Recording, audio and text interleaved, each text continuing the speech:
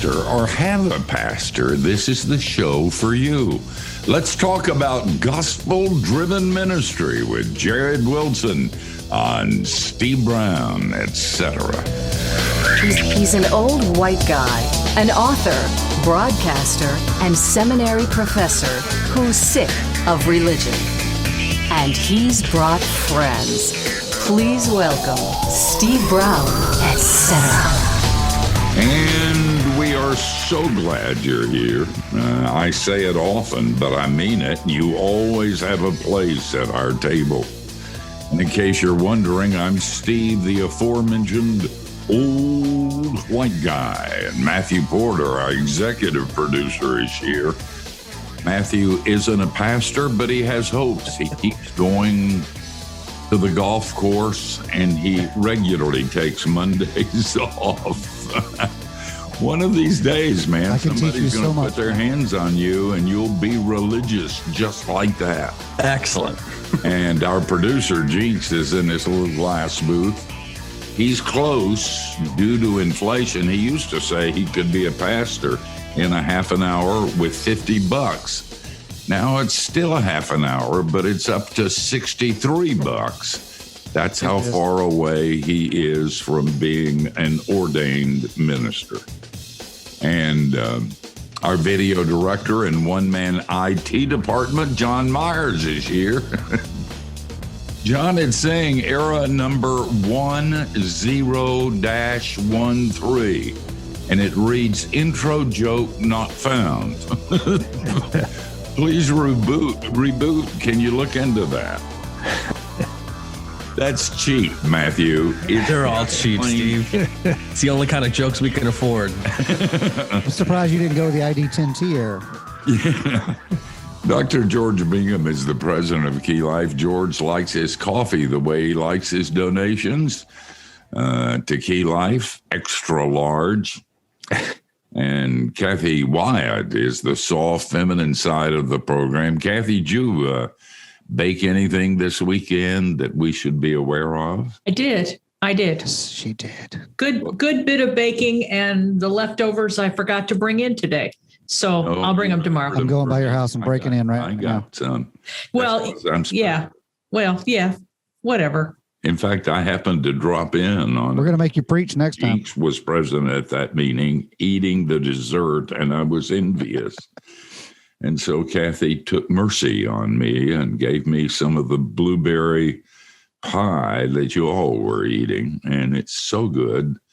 And I praised her so much and made her feel so guilty that she brought in some extra for me today. And it is, as we speak, in the refrigerator of our home. Actually, I just felt sorry for you because Anna was out of town. I know. I'm going to tell her to leave more often if I get blueberry pie like that. Our guest today is one of our favorite guys, favorite guests, and he likes us okay. Most guests come on once and refuse to go on again. But Jared, for some reason, has said yes. And it may be because he was high, but it may be that he genuinely likes coming on this program. In case you want to know, he's assistant professor of pastoral ministry at Spurgeon College. He's the author in residence at Midwestern Baptist Theological Seminary, general editor of For the Church, and director of the Pastoral Training Center at Liberty Baptist Church in Kansas City, Missouri. Jared has written a lot of books, and his newest one, if I can find it, which I hold in my nicotine-stained fingers, is Gospel-Driven Ministry, an Introduction to the Calling and Work of a Pastor. Jared, thanks for being with us. You know, you guys always keep me on my toes, so I'm always excited to be with you. Thank you, Steve. We like you and all, but most of the people who are listening to this broadcast on radio and watching it on our channel at YouTube are not pastors. They aspire to be ones the way Matthew does, but They are not. Why in the world would we have you on a program when you wrote a book about pastors, when by and large pastors won't be a part of it? Well, I would imagine that it might be good for some to kind of get a peek behind the curtain to see sort of the hidden life of their pastors, maybe help to understand their pastors a little bit better.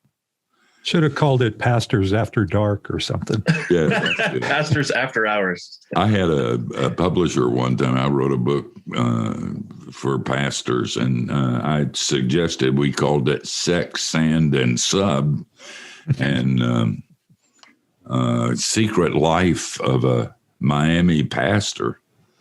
And they thought it would sell, but refused to title it as that. You know, you could sell more books if you said this is for pastors and people who want to know their secrets. Jared, if you stick with me, you're going to learn something, and that's going to be how to sell books. Ministry Confidential. Yeah, I got it. And I shouldn't be the one giving the advice. You know, my books always sell 3 copies. Well, 2 now. My mother used to buy one, and she's in heaven. Now that I think about it, my brother is too. So it's hard to push my books, and you're a multi-thousand million seller. So shut my mouth. Going back to this kind of thing, I was saying off the air to Jared, I'm no longer full-time at the seminary. I do dip my fingers or toes in occasionally. But this is the kind of book that would be a lead text for many of my classes. It's so important, and I haven't read anything like it. What's the difference between just simple, do the work, pastoral ministry, and gospel ministry? Talk to us a little bit about that. Yeah, no, that's a great question. The premise of the book is indeed that there is a difference between sort of ministry as usual or business as usual and a ministry that is driven or centered on or by the good news of Jesus. And really, I try to break it down into 3 major implications. So what distinguishes gospel-driven ministry? The first is that everything relates back to Jesus, that our preaching and teaching, the way we understand the Bible, the scriptures, that all of that culminates in Jesus, so that he's the point of everything, not doing more, trying harder, kind of our sweat equity, religious works, but that it all is to culminate in the message of grace and the message of Jesus. Secondly, how we understand how people change, right? So what's the dynamic of transformation? If you walk into the average evangelical church on a Sunday morning, and then came out and someone asked you, how do they think people change? The major impression you would get is that the way people change is you tell them to, or you give them 4 or 5, steps or ways and things like that. And certainly the Bible has all kinds of practical things in it, but a gospel-driven ministry answers the question, how do people change? By saying they change by being confronted with the glory of Jesus, the finished work of Christ, actually. It's by seeing Jesus that we are transformed, that we are changed. And then finally, where the pastor finds his validation, where, how he measures success, as it were. Is it in how things are going in the ministry? Is it, the swelling numbers? Is it more money? Is it his platform or his, cultural impact or any of those sorts of things? No, gospel-driven ministry would say that the validation, the fulfillment, the justification for the minister is in what Christ has done alone. And if you find your validation there, you'll be a lot less weird when it comes to how things are going. Jared, this book's going to save the soul of a lot of pastors. Well, I hope so. Well, the very fact that they are pastors shows there's something bent about them. I mean, who in the world would do this kind of profession? We're beneath prostitutes and lawyers, and that hasn't always been true. It used to be you could do this and get a modicum of honor and respect, but now that's not true.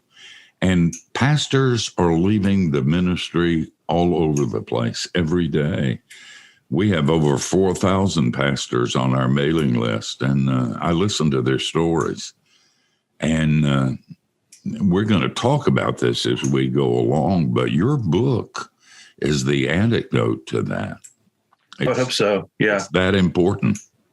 This is a really rough time to be a pastor, isn't it? And even over the last year and a half, like you, I've just heard from so many who are just, getting burned out and frayed around the edges. Do you feel a commission charged by God to tell your students the truth and to prepare them in the ways you talk about in this particular book? Absolutely. Yes. Not just from my time as a minister, but wanting to train the next generation to kind of mitigate as much of this as possible, to prepare them, not just for the nitty gritty, but to center them on the grace of God. Oh, that's so good. Of course, I add a little bit to the grace of God, and it's dangerous to add a little bit to or anything to the grace of God. But I tell students, you got to develop a mean streak. You got to be meaner than they are. And if you're not going to survive. And the trick is to have a mean streak and to hide it so you seem pastoral and kind and gentle and sweet. And if you're a pastor, don't thank me. I was glad to help. Guys, this is going to be a fun interview, and it's going to blow you away. You need to stick around. Jared Wilson is our guest. Gospel-driven ministry, an introduction to the calling and work of a pastor. Don't you dare go anywhere.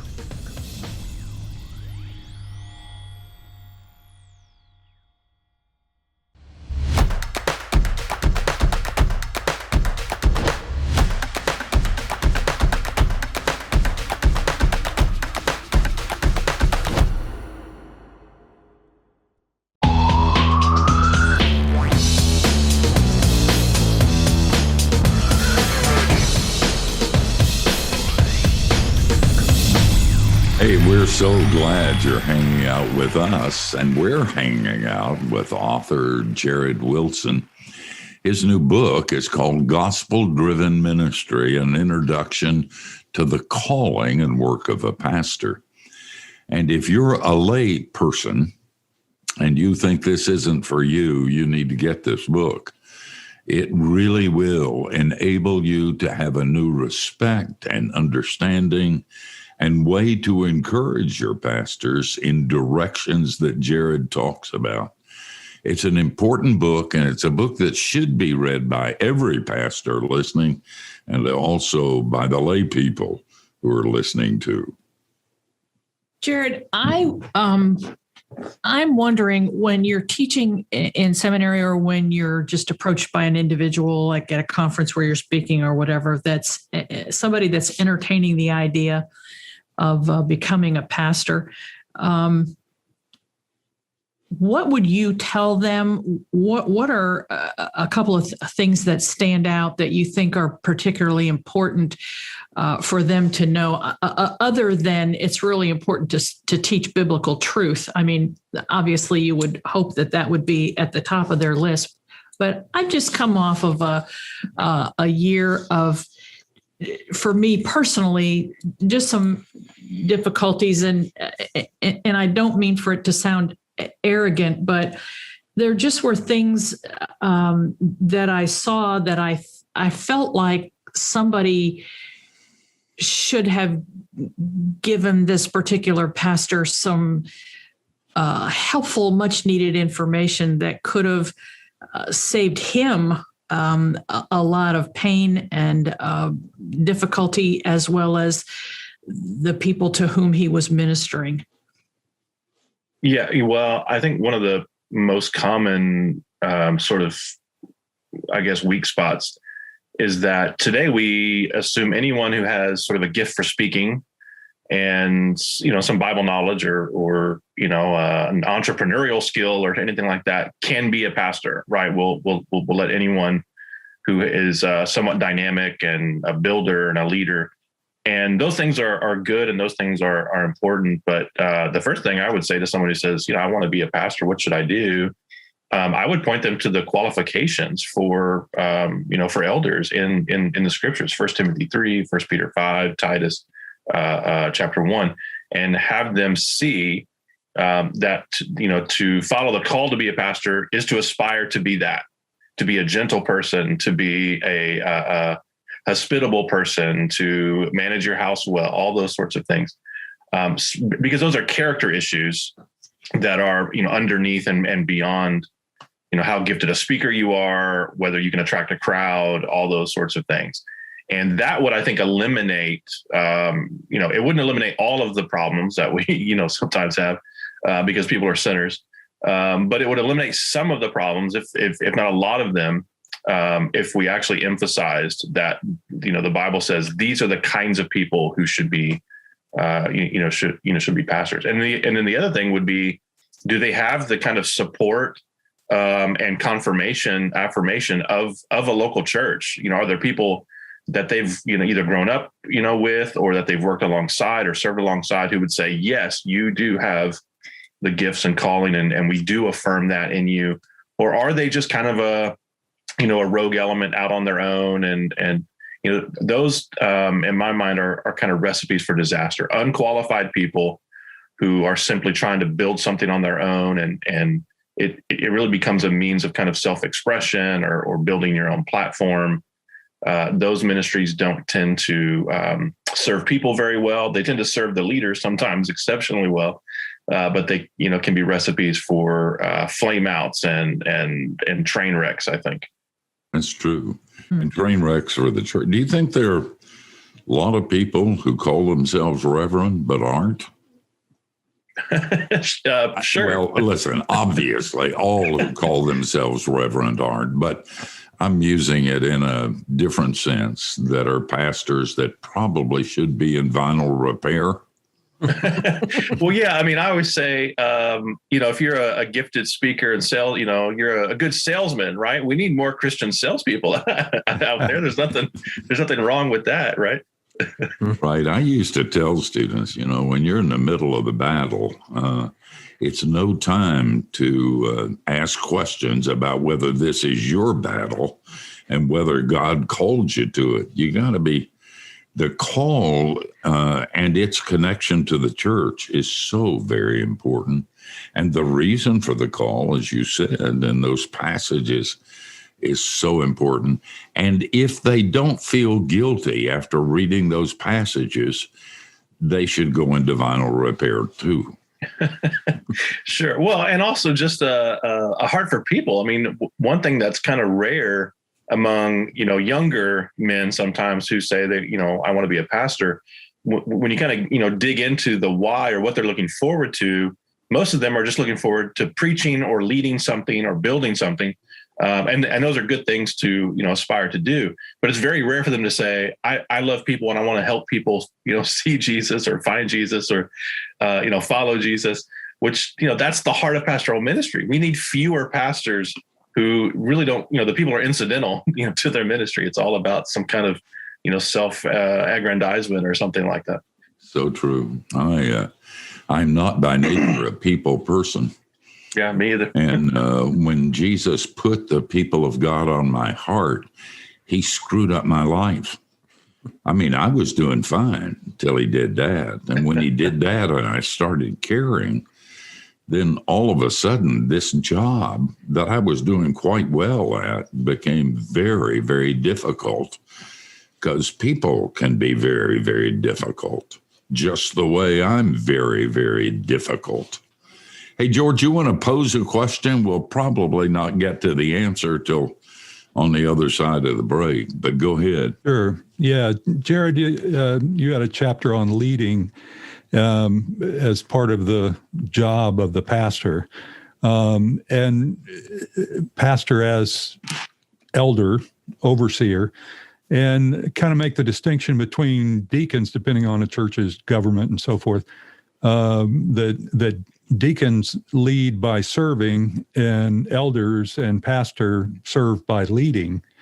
And you start that chapter with a story where you were in kind of a conflict in one of your church positions between the elders and the deacons over a budget process. Could you talk a little bit about that and maybe identify what the leading role is, so to speak, for the pastor? Where does that come into play? Listen, that's called a teaser in the industry.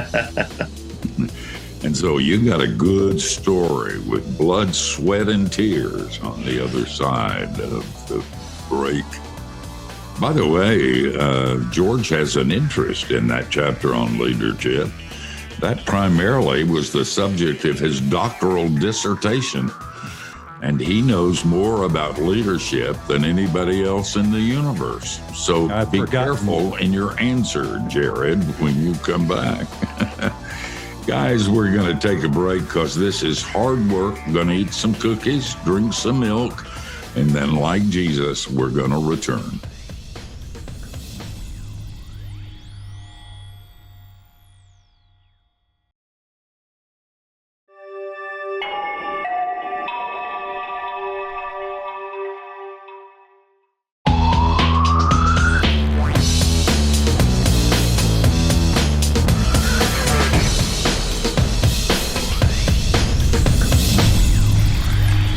We're glad you're with us. You really do always have a seat at our table.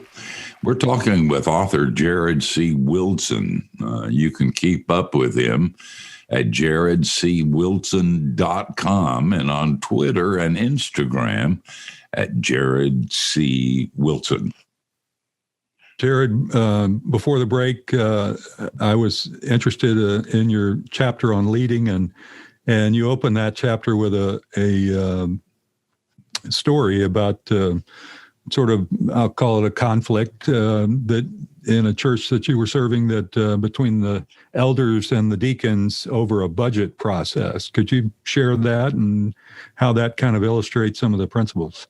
Yeah, well, what had happened was I inherited, when I went to this church, the solo pastor model, and we had a board of deacons, but no plurality of elders. So one of the things that I worked through, it was kind of a 3-year process actually, was getting the church on board to having multiple pastors, having a plurality of eldership. And we did. We were able to establish at the end of that 3 years some additional pastors. But what I wasn't able to anticipate, and this is kind of the point of that, that leadership anecdote, was really kind of the growing pains or the transition pains of adding a board of elders to a church that had existed with a board of deacons for, eons, basically, and how those two boards would interact or should interact. And even with me kind of, explaining the biblical role of elders and the biblical role of deacons, when it came down to the nitty gritty of this budgetary process, which had always operated a particular way, I ended up with kind of, a deacon board that saw themselves as sort of a veto committee of things the elders wanted to do, right? That they were somehow kind of the gatekeepers. And in the moment in that meeting where we had, one particular deacon kind of irked about how the budget, proposal was sort of delivered. I think he even used the words like, you bring this thing from on high, as if the elders are up on Mount Sinai or something, receiving the budget proposal from the Lord himself. I don't know. In our minds, it was simply, here's what we think reflects a good budget. And now the deacons who are in charge of kind of the practical aspects, they can tweak it, revise it, put, all those sorts of things. But it was just initially the attitude of, you don't come and tell us what a budget ought to look like. That's solely our area.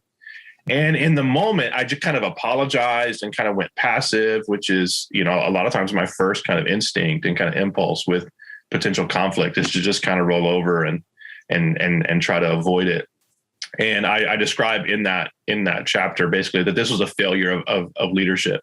I should have, not angrily, but gently explained to this, brother, reminded him of the roles of deacons and elders, because people will acclimate to your leadership and to your leadership style. And if I essentially set a pattern of kind of rolling over every time some deacon kind of, does his velociraptor thing on me, the little, the flaps come out or whatever, then I'm basically training them to say, all you've got to do is act mean, and I'll you turn into an armadillo, right? I should have been able to push back. And the major leadership lesson there is people will adjust to your leadership style. And so I needed to be more assertive. And in that sense, it's actually more pastoral to be more assertive in those kinds of situations. Jared, just so you know, that's a mean streak. I mean, everybody who was judging and criticizing me about what I said about a mean streak, Jared just said exactly the same thing, only he was nicer than I was. And I could learn something from you. I need a mean streak about a mean streak. Is that what you're saying? But you're saying leaders need to lead.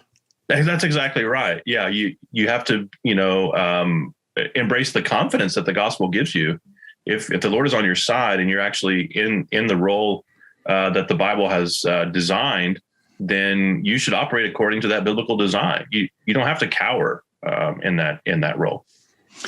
And along with that is the teaching that goes at the pulpit level and the Sunday school and the classroom level at church, so that people understand that authority is not a nasty word that millennials have destroyed. It is, in fact, built into the very structure of the church. No matter what your ecclesiology is, authority is always a part of it. Is that right? That's right. And it's a good thing. It can be helpful. It can be something that's abused for sure and exploited. But the original design, the structure itself, is actually a life-giving and healthy thing. That's good. Not everybody that comes on this program agrees with me about anything, and it makes me feel kind of good. Well, let's keep talking. I'll find something to disagree with you on. Channel your inner velociraptor. Okay. Listen, Jared, we don't have time to ask another question because we got to pay for this thing. So we're going to take a break. But we've got a bunch of questions on the other side of the break. And we have, however, some time to kill. And I thought it would be good if we had a hymn sing, or we could Collection. have personal prayers, and each person can Collection. do a penance prayer. And then we could all feel self-righteous and good. Then we could really take up a good collection. Then you could take And then up we'll a good take up, collection. of course, George would say, make sure you take up a collection. Today could be. Oh, never mind. We're out of here, but don't go away. There's a lot more to come on the other side of the break, and you don't want to miss a bit of it.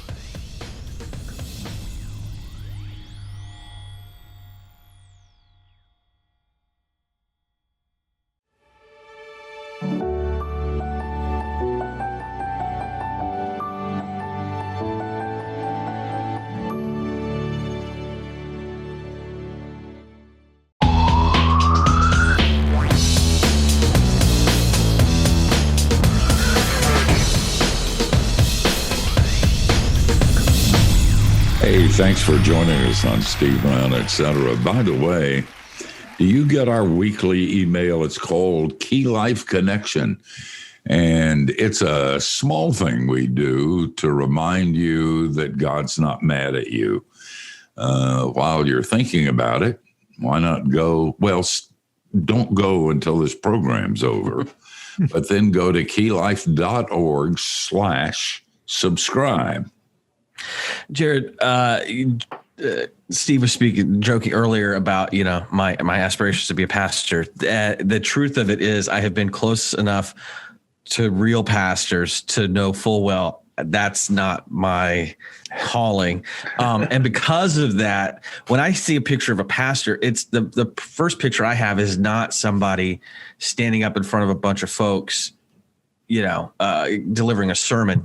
It's somebody who has gotten some news about somebody in his congregation that's bad, and they are heartsick in a way that they can't really escape from. I mean, they carry that weight in a way that maybe nobody else really even does.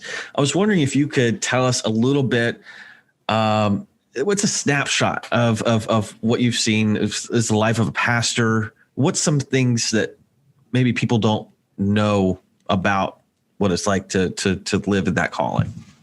Yeah, I think what the average Christian may not get is kind of that low grade in the always kind of humming in the background kind of anxiety.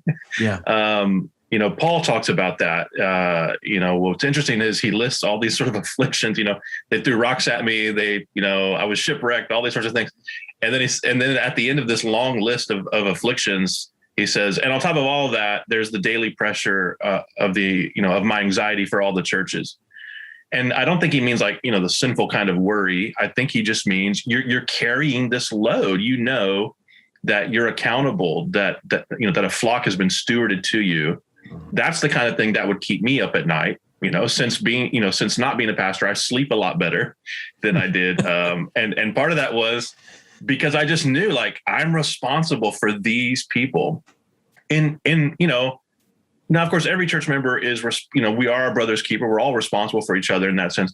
But I don't think the average layperson really quite understands that load that a pastor carries. So it's just always there. You can't turn it off.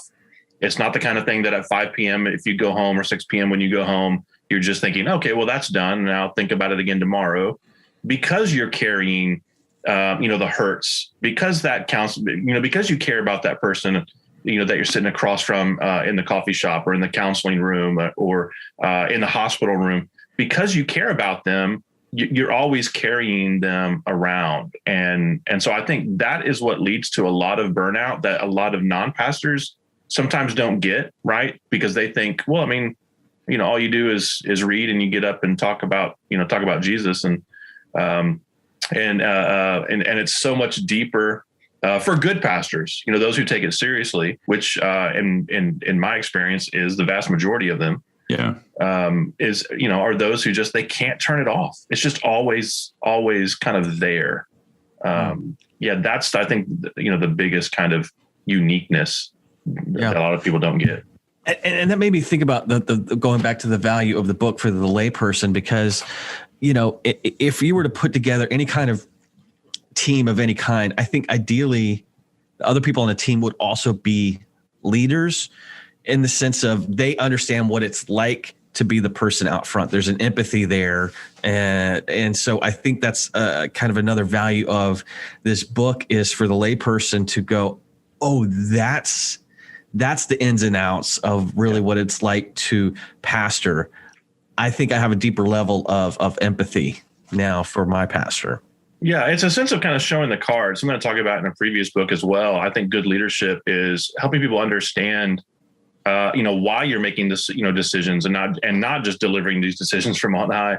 But I call it, you're showing your cards. Hey, this is what I'm dealing with. This is what I'm working with, and this is why I made this decision. It's a good way to just kind of bring people along so they don't feel like, a sense of disconnect. But I think that's true, on the other end as well, is if we seek to understand our pastors and what they're, kind of going through and the kind of things that keep them up at night, then we'll have a deeper sense of appreciation for them. And I think more motivation to support them and encourage them. My job, I feel now as a church member, I direct a residency at our church and that sort of thing. But I feel like my number one job is to be as low maintenance a church member as I possibly can be, and to be an encourager to my pastors, so that when they see me coming, they're not thinking, oh no, here comes Jared, but they're glad to see me, that I'm someone that they can be themselves with, that they can kind of, let their hair down, when I'm around, that they don't have to, hold their breath when I'm around, that I'm a life-giving presence with them. And a lot of that is driven, all of that is driven by having been in that role and realizing that people like that are sometimes few and far between. You said earlier that the church and it reflects the leadership of the pastor of the church. Is there something to be said about a pastor creating the nest where he resides? I mean, if you're legalistic, if you beat people over the head, if you're condemning and angry, aren't you creating your own house, and makes it very difficult to live in it? And is it important for a pastor to be gospel driven for his own sake? Well, certainly, right. I mean, the measure by which you judge will be the measure upon which you will be judged. I think there's some biblical guidance about that. I have a friend who once said, "Whatever the pastors are, the church will become." And I think that's a eventuality. I think that's something just over time. That's kind of what I was describing in terms of people like acclimating to your leadership. But yes, if you are a domineering presence, if you're a legalistic presence, you're modeling that for your church. Over time, they're going to adopt that persona, and when you most need them to be gracious, you're going to find yourselves out of luck, because you've trained your people to not respond to sin with grace, but with kind of the cracking the whip of the law. So to be a gospel driven leader is certainly, I think, in one's best interest. Maybe we could talk about this on the other side of the break. But you gave, except it's the last segment. Oh, this is it. Well, I guess we're just going to have to flies. get the book. Dang it. And that's called This Gospel Driven Ministry. And it's by Jared C. Wilson. What's the C stand for? Stands for Coy. Coy. Yeah, it's my grandfather's name. Yeah, Coy. I like that. I didn't know if it was Coy like middle name or Coy as in the quality. Well, I guess it could be both, but it could be both. Is that should we enumerate that among the qualities? I think I'm the second. I'm the second most famous Coy. The first famous was one of the Dukes of Hazzard cousins that came in when Bo and Luke. You get it. The salary yes, the substitute. Renegotiation. Jared, we got to talk again for sure for your next book, and also talk about the dark days of the Dukes of Hazzard that we should all be forgotten. All right. Coy Duke. We're coming back on the other side of the break. Sometimes it's good, sometimes it's bad. Make sure to tune in and see which is which. We'll be right back.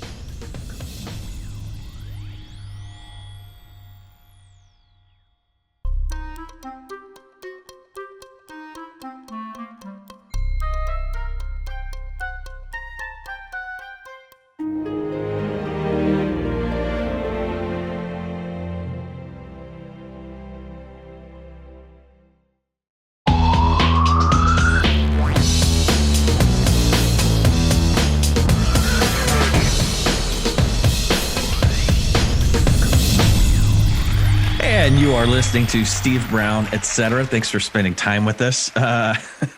Steve got raptured, so it's just us heathens down here. No, vacation started early. Yeah, we'll get it back together next time. By the way, if you have not heard Talk the Walk, you guys know Steve's book. We now have it on audiobook. It's read by Gilbert Gottfried. That would be horrible. It's read by Steve, and it sounds wonderful. Go to keylife.org/talk the walk for details. We've been talking to Jared Wilson about his book, Gospel Driven Ministry. And as a way of wrapping up in just kind of like the last 60 seconds or so, Jared, could you tell a story about the lady who had the conversation with you about the gospel is great, but